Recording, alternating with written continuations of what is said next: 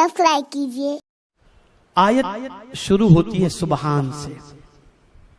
सुबहानल्लज़ी अस्रा बिअब्दिही, पाक है वो जात जिसने सैर कराई।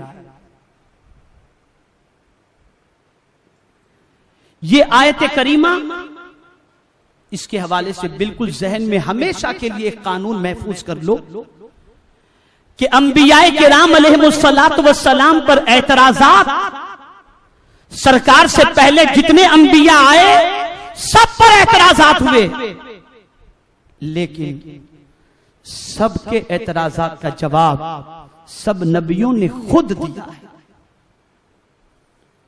लेकिन मेरे मुस्तफा की अजमत यह है, एतराज हुजूर पर होता, हुजूर चुप रहते, जवाब मौला दिया करता था। मेराज के सफर से जब हुजूर लौटे और लौटने के बाद जब सरकारे मदीना सल्लल्लाहु अलैहि वसल्लम ने सफरे मेराज का तस्करा किया तो लोगों ने एतराज किया, तो जवाब मौला ने दिया। और मौला ने जवाब का सिलसिला जो शुरू किया तो आयत नाजिल फरमाई। तो इब्तिदा की सुबहान से, सुबहानल्लज़ी, पाक है वो जात जिसने सैर कराई। यहां से ये बात वाज़े हो गई कि जाने वाले को देखने वालों, तुम जाने वाले को सिर्फ न देखो, जरा देखो कि ले जाने वाला कौन है। अगर ले जाने वाले को कमजोर समझते हो तो सफर पर एतराज करना, और अगर ले जाने वाले को हर ऐब से पाक समझते हो तो ये तो कुछ भी नहीं, इससे बड़ा सफर भी मौला चाहे तो अपने बंदे को करा सकता है। और ये एक इम्तिहान है, कल भी था, आज भी है, कयामत तक रहेगा। तो पाक है वो जात जिसने सैर कराई। अपने रसूल नहीं फरमाया, अपने नबी नहीं फरमाया, अपने बंदे खास को। अब एक छोटी सी बात मैं आपके सामने पेश करूं कि सारे मुफस्सिरीन और सारे लोग इस बात पर मुत्तफिक हैं कि असरा बिअब्दिही जो कहा गया तो अब्दिही से मुराद हुजूर ही है, नाम नहीं लिया गया। न रसूल कहा गया, न नबी कहा गया, न मोहम्मद सल्लल्लाहु अलैहि वसल्लम कहा गया, अब्दिही कहा गया। लेकिन सबकी समझ में बात आ गई कि ये कोई और नहीं, हुजूर है। इसलिए कि सब जानते हैं कि इतनी बड़ी अजमत वाला हुजूर के अलावा कोई हो ही नहीं सकता। तो अब्दिही कहते ही समझ में आ गई। दूसरी चीज, ये अब्दिही क्यों कहा?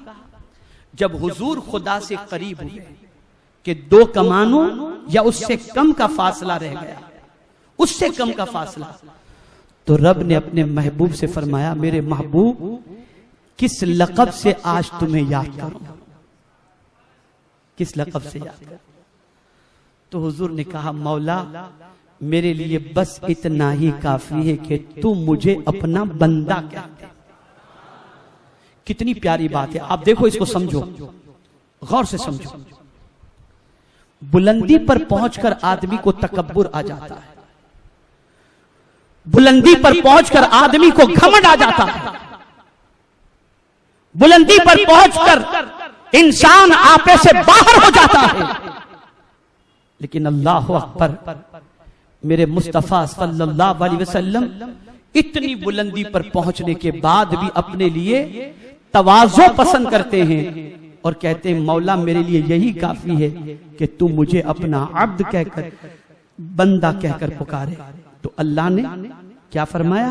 सुबहानल्लज़ी असरा बिअब्दिही, पाक है वो जात जिसने सैर कराई अपने बंदे खास को लैला, मुख्तसर सी रात में,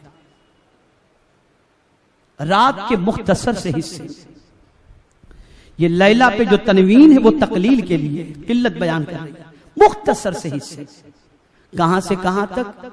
मिनल मस्जिदिल हराम इलल मस्जिदिल अक्सा, मस्जिद हराम से मस्जिद अक्सा तक। अब मस्जिद अक्सा के तस्करे के बाद फरमाया गया, अल्लज़ी बारकना हौलहू, जिसके इर्द गिर्द हमने बरकतें रखी हैं। ये बरकतें क्या हैं? तो दो कौल मिलते हैं। एक तो सरसब्ज़ व शादाब, इलाका बहुत ज्यादा हरियाली वाला, बाग वगैरह, और साथ ही साथ ये भी मुफस्सिरीन फरमाते हैं कि वहां कई अंबिया किराम, बाद रिवायतों के मुताबिक 70,000 अंबिया किराम के मज़ारात वहां पर हैं। तो अल्लाह ने उन इलाके को बरकत वाला फरमाया जहां नबियों के मज़ार हैं। पता चला जहां अंबिया के मज़ार होते हैं वहां अल्लाह की बरकतों का नुज़ूल होता है, बरकतों का नुज़ूल होता है। क्यों बुलाया? लिनुरियहु मिन आयातिना, ताकि हम अपनी अजीम निशानियां दिखाएं। इन्नहु हुवस समीउल बसीर, बेशक वो सुनने और देखने वाला है। सरकार सल्लल्लाहु अलैहि वसल्लम मेराज के शर्फ से मुशर्रफ में, दीदारे इलाही से मुशर्रफ होकर जब पलटे तो 7वें आसमान पर हजरत इब्राहिम मिले। इब्राहिम अलैहिस्सलातु वस्सलाम ने पूछा, आपकी उम्मत के लिए रब ने क्या दिया? सरकार ने फरमाया 50 वक्त की नमाज। कम नहीं करा रहे इब्राहिम खलीलुल्लाह अलैहिस्सलाम, कम नहीं करवा रहे कि जाइए आप अपने रब से कहिए कि 50 पॉसिबल नहीं, कम कराइए। नहीं, बल्कि क्या कहते हैं? आप अपनी उम्मत को मेरा सलाम कहना और आपकी उम्मत से कहना कि जन्नत में दरख्त लगाए, जन्नत में दरख्त लगाए, पौधे लगाए। सरकार ने फरमाया जन्नत के पौधे क्या हैं? तो हजरत इब्राहिम अलैहिस्सलाम ने फरमाया आपकी उम्मत से कहना कि ला हौला वला कुव्वत इल्ला बिल्लाह पढ़े, जो ये पढ़ेगा जन्नत में पौधे लगाने का सवाब अल्लाह उसे अता फरमा दे। और फिर फरमाया अपनी उम्मत को मेरा सलाम कहना। क्या कुर्बान जाइए मेरे आका की अजमत पर। क्या कहा हजरत इब्राहिम ने? आपकी उम्मत को बोलिए मेरा सलाम। एक बार कहा ना उन्होंने, एक बार कहा, लेकिन हुजूर सल्लल्लाहु अलैहि वसल्लम ने क्या किया?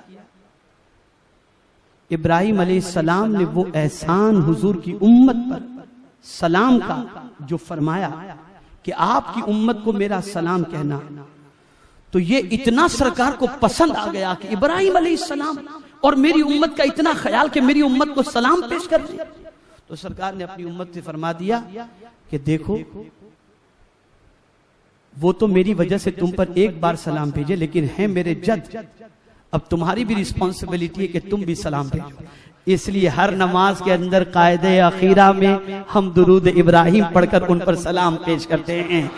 गोया उनका एक बार सलाम पेश करना मेरे मुस्तफा ने कबूल भी फरमा लिया, और इस तरीके से कयामत तक जितने भी मुसलमान नमाज पढ़ेंगे हर नमाज के अंदर मुस्तफा प्यारे के सदके में इब्राहिम अलैहिस्सलाम पर सलाम का नजराना पेश किया जाता है। एक क्वेश्चन फिर जहन में आता है, छठे आसमान पर हुजूर आए तो मूसा अलैहिस्सलाम ने नमाज कम कराने के लिए कहा, 7वें पर इब्राहिम थे, उन्होंने क्यों नहीं कहा? इब्राहिम अलैहिस्सलाम को भी कहना चाहिए था ना, मकाम तो बहुत अफजल व आला है कि आपकी उम्मत इतना नहीं पढ़ सकेगी। तो याद रखें खलील और कलीम में फर्क होता है। खलील उसको कहते हैं जिसकी अपनी कोई मर्जी होती ही नहीं है, सब मौला की मर्जी हुआ करती है। इसलिए उन्होंने मौला की मर्जी के आगे अपनी मर्जी पेश नहीं की। और हबीब किसे कहते हैं? हबीब उसे कहते हैं कि जिसकी मर्जी खुदा चाहे। मुस्तफा हबीब है, उनकी मर्जी खुदा चाहता है, खुदा चाहता है। और कलीम अल्लाह से हम तकल्लुम होने वाले, उनको रब्बे कदीर के दीदार की बड़ी तड़प थी ना, रब्बे अरेनी कहा था उन्होंने, तो मौला आज उनकी तमन्ना पूरी करना चाहता है। तो उनके दिल में ये बात डाल दी कि तुमने मांगा जरूर था, लेकिन डायरेक्ट तुम देख सको ये तुम्हारी पोजीशन नहीं थी, लेकिन आज तुम्हारी तमन्ना हम पूरी कर देते हैं। बार बार कम कराने की बात करो, महबूब बार बार आएंगे और मेरा जलवा देखेंगे, इनकी आंखों में तुम मेरा जलवा देख लिया करना। मूसा अलैहिस्सलाम कहते गए हुजूर, अच्छा होता इस तरीके से ही पॉसिबल था। हजरत मूसा अलैहिस्सलाम कहते कि या रसूलल्लाह सल्लल्लाहु अलैहि वसल्लम आप जाइए ना, फिर एक बार खुदा को देख करके आइए, मैं आपकी आंखों में रब का जलवा देख लूंगा। लेकिन नहीं, यहां भी वही बात, आपकी उम्मत इतनी नमाज नहीं पढ़ सकी। या अल्लाह, नबी भी जानते हैं कि हुजूर को अपनी उम्मत से कितना प्यार है। अगर उम्मत की तकलीफ का तस्कर आएगा तो हुजूर हर तकलीफ गवारा कर लेंगे। जहां हुजूर की तकलीफ, हुजूर को उम्मत की तकलीफ याद दिलाई गई, सरकार वापस तशरीफ ले गए और 9 मरतबा गए और बता दिया, मेरे उम्मतियों तुम गम न करो, मैं तुम्हारे लिए मौजूद हूं और तुम्हारी हर परेशानियों को दूर करने के लिए तैयार। लेकिन मौला की शान भी बड़ी निराली, बड़ी निराली।